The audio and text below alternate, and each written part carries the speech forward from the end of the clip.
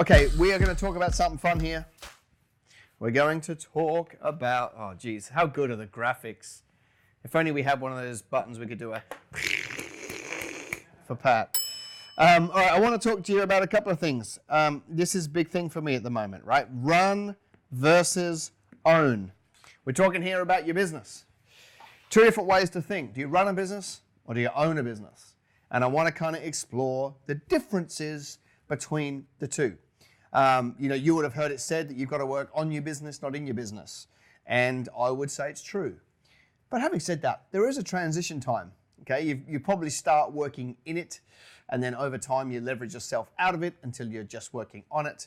And I think that's important. But I just kind of want to look at the journey between the two stages. I want to look at your go-to strategies between the stages. And then once I've taught, I'll answer your questions on the line. So the difference between running a business and owning a business, I believe, is the amount of time it takes for you to run it. It depends on how much time demand there is on you to keep the thing moving. When you first start in business and you run a business, you are probably super hands-on. You're the everything, right? You're the accounts person. You're the debtors. You're the practitioner. You're the team leader. You've got to make sure that everything's fully stocked, and you've got to do all that, okay? And then over time, hopefully, as you build, you can leverage yourself out of some of those roles, and then you basically at the end become the captain of the ship. And you're not down in the boiler room and you're not doing these, you're not feeding the team, you're not doing those things. You are literally just looking further down the line, checking charts and reporting and making smart decisions, okay? But this comes, whereas a lot of people say to me, I own a business. And I ask a few questions and I find out that they don't really own a business. The business owns them. And so, I think run a business is a better term. But we need to move towards owning a business. And very few ever make it. So it doesn't matter to me where you are on the spectrum between run and own. I think our goal should always be we are moving towards ownership, where I own the business, but it doesn't run my life. So just want to talk into those things a little bit. I guess the difference between whether you run a business or whether you own a business is your time. How much of your time is invested into it will decide whether you run it or whether you own it. And so we need to go through a process between starting the business and owning it, of getting ourselves out of the day-to-day. Okay, that's the name of the game, right? That's why we have a Craig and we have a Pat and we have somebody else and da-da-da-da. Because I used to be the guy that did it all and found that was a very broken model, and then went through a period of time of putting team so that we can increase output. And so where we are today as an organization it's interesting because my personal input into Business Greenhouse is probably 40 to 50% of what it used to be, but our output is probably just under double. So I've halved my input, but as an organization, we've doubled our output because we're on the journey. Now, the other thing that's super interesting for me is the people that say, I don't want to not do it anymore. Isn't that excellent that you found what you love? For me, I can't. I was saying this to our guys in New Zealand just earlier today. I dialed into New Zealand with our group and taught them, and I was saying to them, I don't ever see a time where I'm not on stage doing our summits or on stage teaching our clients or doing some coaching calls with our high-level businesses. I don't ever see a time that I won't do that. It's just that I don't have to. It's just that I choose to, and it's something that I enjoy so much that I'll be going back in as a passion play to go and do it. I think that's the decision. That's where we've all got to get to, okay? We may want to go to work every day. We may, like I tap dance to the office. We may want to, but we don't have to, okay? And that's when you own a business, and that gets super fun. All right. The way that you progress from running a business to owning a business is it's always going to come down to your ability to build a team, your ability to systemize, and your ability to market. I reckon that every single one of you that has a challenge in your business right now could probably be addressed by one or more of those three areas.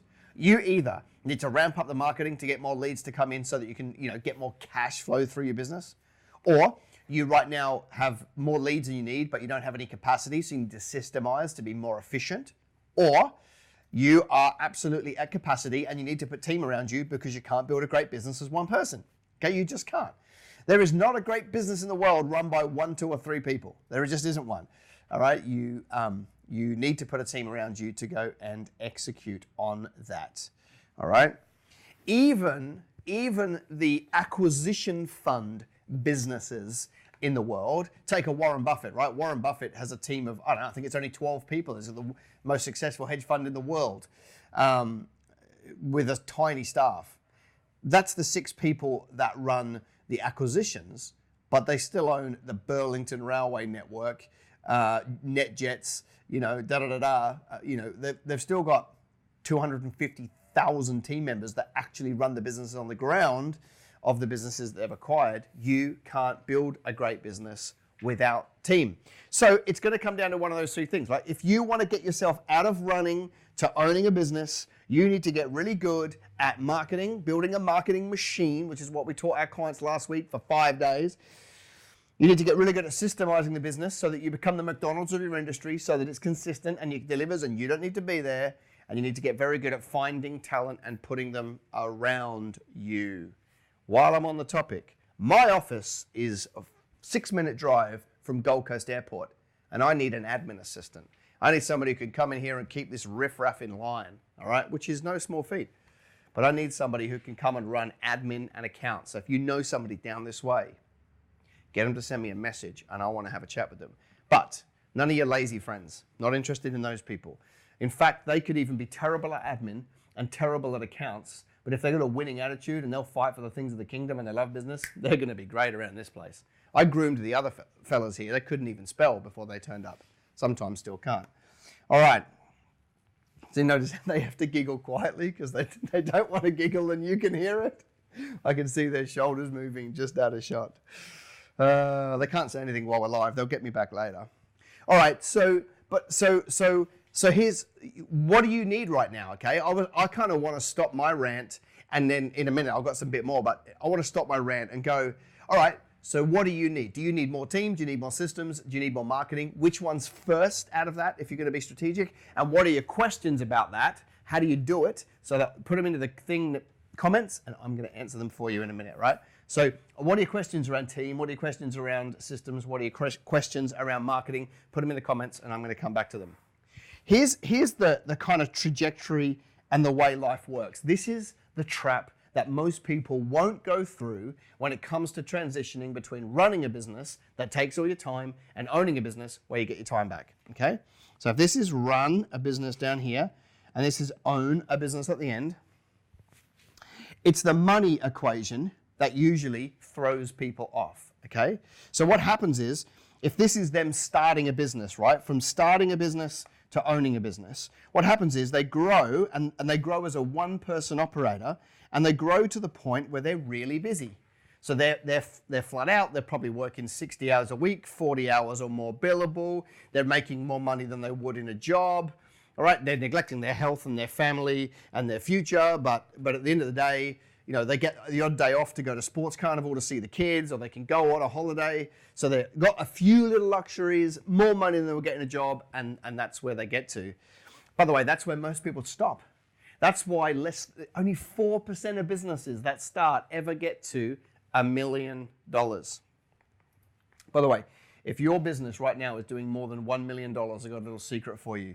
Go to businessgreenhouse.com.au/$1M. Just a little secret. By the way, if you're not doing more than $1 million, you won't like that website, that page. All right. So you're running a business, okay? You get to the point where you're really, really busy. But here's the facts. To get to the point where you own one, you actually need to go backwards in money, and then you'll be unstoppable, okay? Because you have to invest the money that you're making, your profitability, all your efforts. You bust in a gut to make money. You've got to redeploy the money you're making into team, into systems, into equipment, into being at a scale. So you actually have to go through a period called the dip, where you actually make less money. Not the business, but you make less money because you've got to invest in these things. When you go through the dip and it works, on the other side of it is a marketing machine that throws off leads, a team that is bigger and expanding, and systems that they know how to follow, so you build a cash machine. But most people, you guys out there that haven't built a business at your own, it's because you're scared to invest because you don't want to go through the dip. But let me tell you, every great business had to go through the dip. And by the way, there could be more than one. During a rapid expansion, before a rapid expansion where you had to invest to prepare for it, you normally go through another dip. So in fact, it's probably like this. It's probably the reality. However, I just want to get you through the first dip, take you from 1 staff member to 5 or 2 to 10 or whatever. But you've got to go through the dip, and that's the trap. Most people are looking at staff as an expense. People make you money. As long as you redeploy the time you gain from having them, and everyone plays up a level, they make you money because you can do more strategic tasks, you can make more money, you can bill more hours, you can actually build a business. And then when you've got 10, 15, 20 people around you, you can choose what you go to work for.